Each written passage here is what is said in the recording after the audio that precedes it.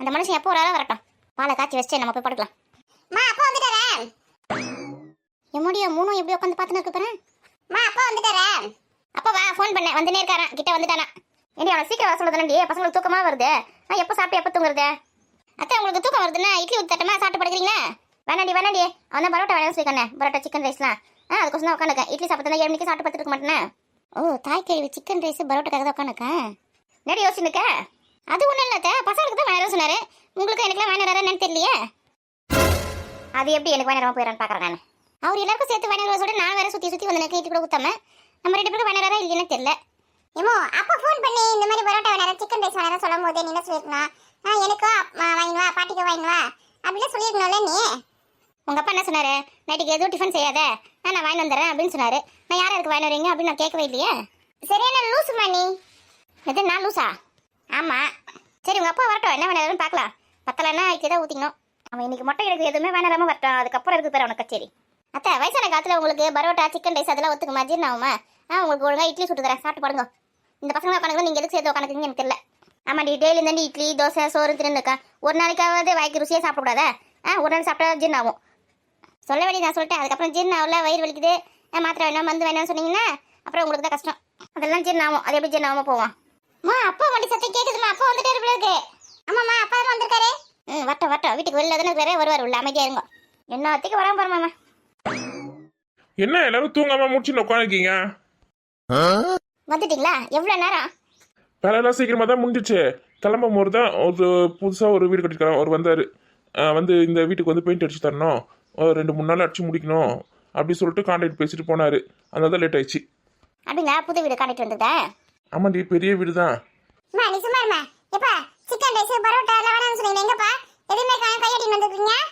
நான் எப்போ சொன்னதெல்லாம் வேணாம்.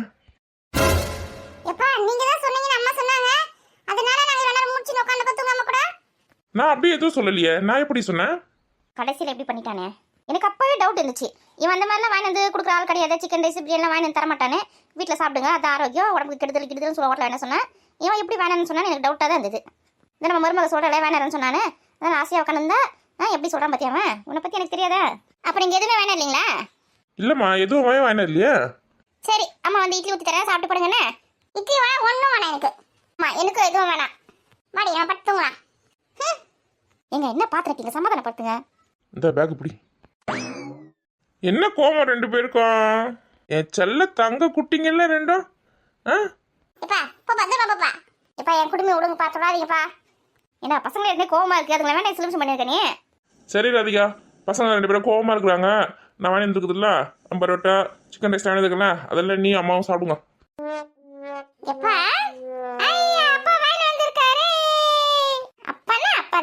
நீங்க தான் என் மேல கோவமா இருக்கீங்களா? என்கிட்ட பேசாதீங்க. எனக்கு கூட கொஞ்சம் நிமிஷத்துல திக்குனாய் போச்சு. கடைசியில் இட்லி சாப்பிட்டு தான் பத்து தூங்கணும். 7 கழுத வயசானவன் இன்னும் சின்ன குழந்தை மாதிரி விளையாடி காம்ப. என்னால நின்று பார்த்துனுக்கா போடி, பசங்களுக்குலாம் வச்சு குறி தட்டில் அப்படியே அம்மாவுக்கு வச்சு எடுத்துனுவா. அம்மா உனக்கு பரோட்டா வேணுமா இல்லை சிக்கன் ரைஸ் வேணுமா பிரியாணி வேணுமா? பிரியாணி போய் வாங்கிருக்கியா? அப்போ வந்து எனக்கு பிரியாணி மட்டும் போட்டு கொடுமா. அம்மாவுக்கு பிரியாணி மட்டும் வேணுமா? கொடு. சரிங்க, அதை தட்டில் போட்டு எடுத்துன்னு வரேன். பசங்களா உங்களுக்கு என்ன வேணும்? எனக்கு பரோட்டாமா. எனக்கும் பரோட்டா. சரி அப்போ நான் வந்து சிக்கன் ரைஸ் எடுத்துக்கிறேன். எங்க உங்களுக்கு என்ன வேணும்? எனக்கு எதுவும் மீதி இருக்கோ கூட, நான் சாப்பிட்றேன். அப்புறம் வந்து நிறைய வாங்கி வந்திருக்கேன்டி, உங்கள் அக்கா வீட்டுக்கெல்லாம் கொடு, பசங்களுக்குலாம் கொடுத்துட்டு வா போய். நிறைய வாங்கி வந்துட்டீங்களா? ஆமாண்டி, அவங்க மட்டும் வாங்கி வந்து நம்மளுக்கு கொடுக்குறாங்களே, நம்ம வாங்கி வந்து அவங்களுக்கு கொடுக்கணும்ல. பசங்களுக்கு எதுவுமே கொடுத்துட்டு வா. நீங்கள் சீக்கிரமாக வந்து இருந்தால் பரவாயில்ல, அவங்க சாப்பிட்டு தூங்கிட்டாங்களான்னு தெரியலையே. இல்லடி, வீட்டுக்குள்ள டிவி ஓட சத்தம் கேட்டுச்சு, இன்னும் யாரும் தூங்கல போல இருக்கு. சரி உங்களுக்கு போட்டு கொடுத்துட்டு நான் உங்களுக்கு கொடுத்துட்டு வரேன். சரி இப்போ தட்டில் வச்சுத்துறேன். சரி நான் போய் கை கால் முடிஞ்சுனா கழுவின்னு வரேன். ஒரு நிமிஷத்தில் நான் கூட பயந்து போயிட்டேன். இவர் வந்தோன்னா சாப்பிட்டு கொடுக்கலான்னு பார்த்தா எதுவுமே வேணும்னு சொன்னோன்னே ஐயோ நம்ம இப்போ சமைக்கிறோமோன்னு பயனும் வந்துச்சு எனக்கு. தூக்கம் வருது. இது வரண்டா பசங்க 2 பேரும் கையெல்லாம் கழுவிடுவாங்க போங்க. சரி கை கழுவிட்டீங்களா? யார் என்ன கேட்டீங்க? கீழே உட்காருங்க 2 பேரும். ஆமாம்மா, கீழே எல்லாம் சிந்த மாட்டோம்மா. குடுடி இப்படிங்க குடி, அப்படியே சாப்பிட்ட குடுடி. சாப்பிட வந்தா கீழே சிந்துங்க. பரோட்டா தானே, அப்படியே சாப்பிட்ட குடு. பிள்ளைங்களை செல்ல கொடுத்தே கெடுக்குதுங்கம்மா இந்த பெருசுங்க தான். சாப்பிடும் போது கட்டில் மேலே உட்காந்து சாப்பிடலாமா? கீழே தான் உட்காந்து சாப்பிடலாம். கீழே இறங்குங்க. நம்ம எப்போ பாரு இதே மாதிரி தான் பண்ணுறாங்க. சந்தி கீழே இறங்குவா. சரிண்ணே. சாப்பிடுங்க.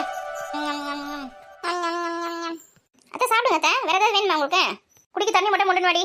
சரிங்க அதை எடுத்துன்னு வரேன். இல்லையா உங்கள் அக்கா வீட்டுக்கு கொடுக்க சொன்னா எடுத்துமே கொடுத்துருவா. பசங்க சாப்பிட்டு தூங்கட்டான். இந்த போராட்டேன். பரவாயில்ல, பிரியாணிலாம் சூடாக தான் இருக்குது. பரோட்டா பிரியாணி எல்லாமே சூடாக தான் இருக்குது. அப்புறம் பண்ணிக்கலாம் ஜில்லு ஆகிடுமே பார்த்தேன் அவன் வரத்துக்குள்ளே. மழை சாப்பிடுங்க. பரோட்டாலாம் நல்லா மென்று சாப்பிடுங்க, அப்போ தான் ஜின்னு ஆகும். சரிம்மா. இப்போ கொடுத்துட்டு வாடி, நின்று வேடிக்கை பார்த்துருப்ப. சரி இதை போகிறேன். பரோட்டா உங்களுக்கு போதுமா, என்ன வேணுமா?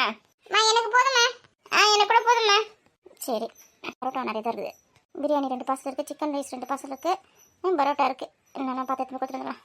அவர் வந்து பிரியாணி தான் சாப்பிடுவார். அது பிரியாணி எடுத்து வச்சிடலாம்.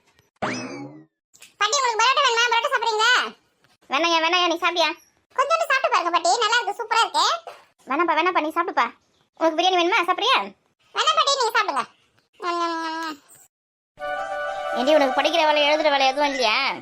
நான் தான் நாளைக்கு காலேஜுக்கே வரப்போகிறது இல்லையா, நான் எதுக்கு படிக்கணும்ப்பா? காலேஜுக்கு வராமல் வீட்டில் உட்காந்து என்ன பண்ண போகிற நீ? நாளைக்கு மாமா வர சொல்லியிருக்காருலடி. அவர் வேணும் ஸ்நாக்ஸ் யார் சாப்பிட்றது? நான் பாட்டு காலேஜுக்கு வந்துட்டேன். ஓ, வீட்டில் உட்காந்து ஸ்நாக்ஸ் சாப்பிட்னு இருக்க போறியா? அஃப்கோர்ஸ். உங்கள் கிளாஸ் இன்சார்ஜ் யார்? விஜய் மேம் தான். விஜய் மேம் பற்றி உனக்கு தெரியுமா? அவங்க ஒரு நாள் லீவ் போட்டால எப்படி திட்டுவாங்கன்னு. அப்புறம் பேரண்ட்ஸோட வந்தால் தான் காலேஜில் சேர்ப்பேன் அப்படின்னு சொல்லுவாங்க. எதோ ஒரு நாள் லீவ் போட்டாலும் பேரண்ட்ஸோட வரணும்னு சொல்லுவாங்களா? ஆமாம், போன வருஷம் எங்களுக்கு அவங்க தான் கிளாஸ் இன்சார்ஜ். மேடம் ஸ்நாக்ஸ் சாப்பிட்றதுக்கு தான் காலேஜ் லீவ் போட்டு உட்காந்துருப்பாங்களாம். மாட்டேன் நல்லா. ஐயோ என்னடி சொல்கிற நீ? +2 படிக்கும்போது எத்தனை நாள் லீவ் போட்டிருக்கேன். அப்போல்லாம் கூட பேரண்ட்ஸை கூட்டணும்னு சொன்னது கிடையாது. இந்த ஸ்கூலில் கூட இதுனாடி காலேஜ் இது ஒரு நாள் கூட லீவ் போடக்கூடாது, லீவ் போட பேரண்ட்ஸை கூட்டணும்னு சொல்லுவாங்கன்னு சொல்கிறேன். இந்த காலேஜில் அப்படி தாண்டி. இந்த ஸ்கூலோட ரொம்ப மோசமானது. இப்படிதா ஸ்கூலே எவ்வளோ மேலு. ஏன்னா உடம்பு சரியில்லைன்னு சொன்னால் கூட விட மாட்டாங்களா? அவங்க கிட்ட இருந்து தப்பிக்கவே முடியாது. சொல்ல நீ எது சொன்னாலும். இவன் எப்படி சொல்கிறா? நாளைக்கு லீவ் போடலாமா வேணாவா?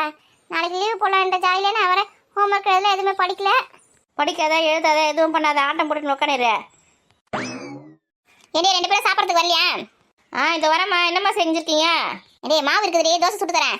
மதியம் வச்சு காரக்குழம்பு இருக்குது, தொட்டு சாப்பிடுங்க. ஏம்மா சட்னி கிட்டே எதாவது அரைக்கக்கூடாது.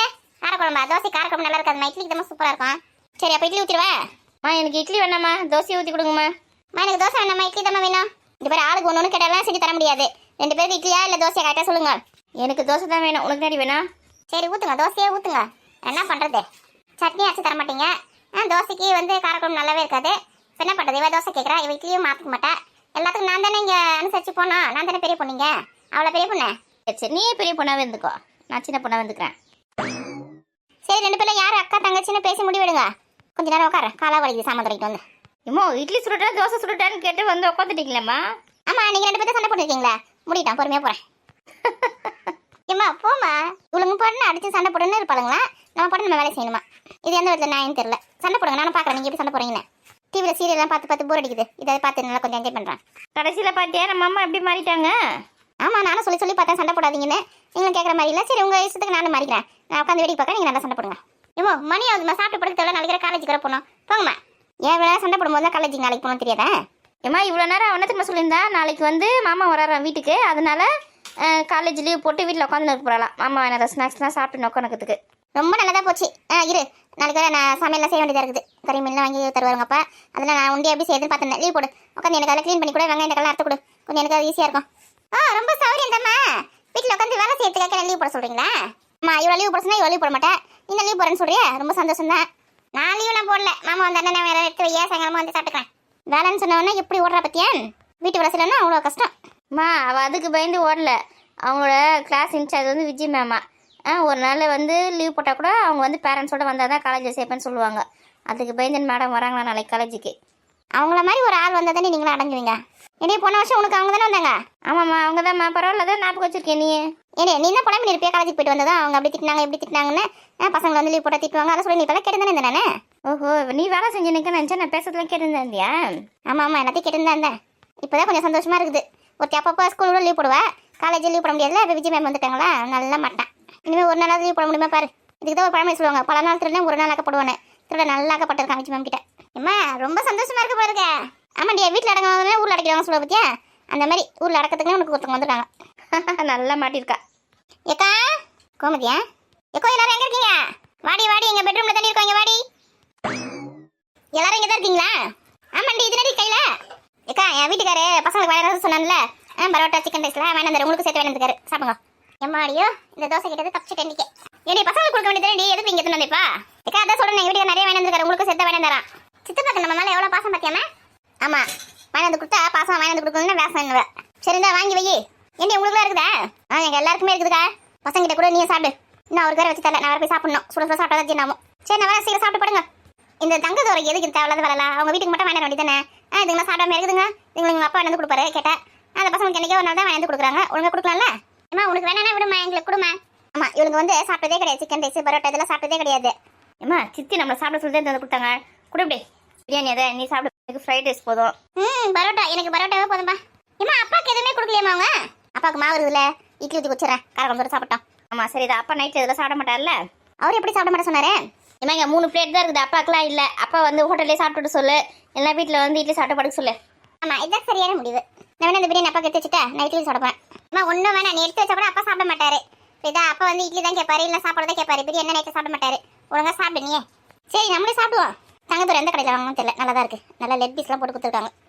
சாப்பிடு சாப்பிடு, என்ஜாய் பண்ணு. சாப்பிட்றதுல ஒருத்தர் ஓவர் டேக் பண்ணி போறாங்கம்மா.